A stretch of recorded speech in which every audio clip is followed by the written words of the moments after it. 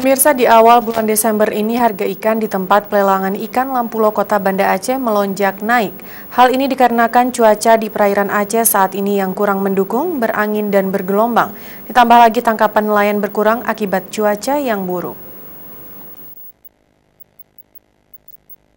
Di lokasi tempat pelelangan ikan Lampulo Banda Aceh, tangkapan ikan segar di perairan Aceh semakin menipis. Nelayan membawa hasil tangkapan berpuluh-puluh ton setiap minggunya. Namun kini mereka hanya mampu menangkap 2 hingga 3 ton per minggu.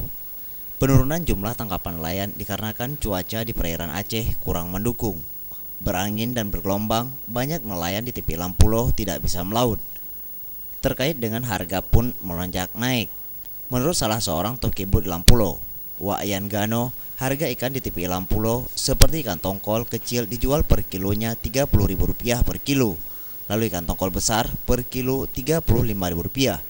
Ikan sisik dijual per kilo Rp35.000 hingga Rp40.000. Ikan dumon dijual per kilo Rp27.000 hingga Rp30.000. Terapi Pak ya, sambil berperhiasan boleh. Wayan menambahkan, kemungkinan ke depan cuaca di perairan sudah membaik. Kemungkinan harga ikan segar di TPI Lampulo bisa stabil kembali seperti biasa. Mustafa, Aceh TV.